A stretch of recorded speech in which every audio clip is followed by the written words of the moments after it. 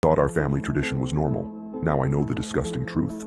For as long as I can remember, every Friday night, my father took me down to the beach to look at the waves. I never really understood why. We didn't follow any other routines with the rest of the family. We didn't have pizza or board game nights. We didn't watch television or follow sports. We never went on vacation together, as much as I begged, and we barely even ate meals in the same room. But regardless of the weather, or conflicts, or any other excuses, at exactly 7 o'clock, my father would always drive me, and only me, down to the beach to look at the waves. That habit became more sacred than religion, and almost more important than school. We never missed a Friday. My earliest memories of these trips were positive. Dad was an important guy to a lot of people. I think the time alone with him made me feel important too. We had a puppy back then, a German Shepherd named Lola, that followed commands and listened perfectly off leash. Lola usually came along for the ride as well. That dog loved nothing more than to chase me up and down the dirty sand dunes. Something she would jump into the waves and splash around like a maniac. My dad always got a kick out of that. I was always scared she would swim away. We went swimming when it was warm and not too rough. We played in the sand when it was cold. If it rained or snowed, Dad usually brought an umbrella, and we would just sit together and watch the waves crash violently against the coastline. Sometimes we talked about school or girls or anything that popped into our minds. Sometimes we just sat together and said nothing. I loved it, but the older I got, the more Dad's weekly trips became a burden to my social life. I missed birthday parties. I missed playdates. I missed just sitting at home after a long week of school and relaxing. When I was 13, a cute girl in the 8th grade asked to work on a project with me after school. Friday was the only day she could do it. I called my father up and begged him to change our beach day to Saturday. Just once, I pleaded, just that week. But he just said no, come home, and hung up the phone. His curt response made me furious. I was not the type to disrespect my father, but at the same time, I was a teenager. Hormones pumped through my veins. The idea of a big kid like me playing with his father at the beach seemed stupid and childish. I hated him for making me go. I hated him for holding me back. Tradition, and stayed at school until well past 6. Sadie and I were in the cafeteria putting the finishing touches on a diorama when the raspy voice of our principal kicked on through the loudspeakers. Matt Richardson, if you're in the building, please report to the principal's office immediately. I cursed. Sadie oohed and giggled a bit. I picked up my books and slammed them into my backpack, promising to see her Monday, as a powder keg of rage built up inside my gut. I paced the empty halls once or twice, just to calm down, before I waltzed into the principal's office to find my father red-faced and furious. A perfect recipe for disaster. Get in the car, now, we have to go, he fumed and turned to the principal. Thank you, Bill, for the announcement. We're late for soccer practice. My father grabbed me by the collar the moment we left the office. Then he nearly sprinted out the door. We walked that way through the entire parking lot, quickly sidestepping with him holding onto my shoulder like a child. Then he opened the door to his SUV and tossed me in the back seat. I felt humiliated. The time on the dash read 7:05. Soccer, practice, Dad? I repeated when he got in the driver's seat. Really? We're lying about it now? My father swerved the car backwards and gunned it through the empty lot.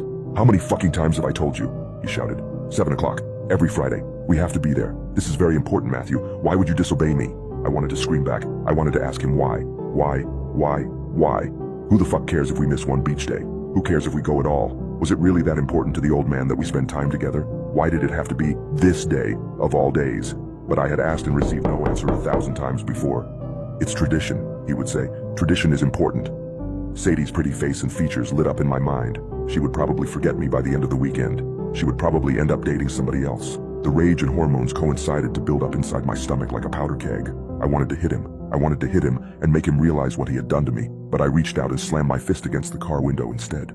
The glass shattered all over my knuckles. Warm blood ran over my fingertips. My father's angry expression turned pale. Keep your hand inside, he snapped. We're almost there. We arrived at the beach in the pouring rain and parked by the old prison. My father cut the engine and nearly jumped out of his seat and into the rain. He had one of those flip phones back then, the type that got shitty service too far away from the towers. He danced around dramatically, trying to find a signal to place a call. You should have fucking listened to me, Matthew, he ranted. Why didn't you listen to me? The cell beeped unsuccessfully. My father nearly chucked it before he grabbed me by the shoulders and shook. I felt tears well up in my eyes. I know I was too old to be crying. I knew I looked like even more of a baby now, but it scared me to see my father so angry. He never cursed at me. He never shook me. My dad was the type of guy to offer a pat on the back and warm conversation as reassurance. He never acted this way. I pushed him back. I pushed him so hard he fell down to the floor and smacked him elbow on the concrete. Then I stood over him like there was more coming. I don't know what made me do it. I wanted to show him that he was not the only man in the house. I wanted to show him I could take care of myself, but my actions had the opposite effect. My father didn't respect me. He looked terrified. He looked at me like I was an animal. He looked like he didn't recognize me anymore.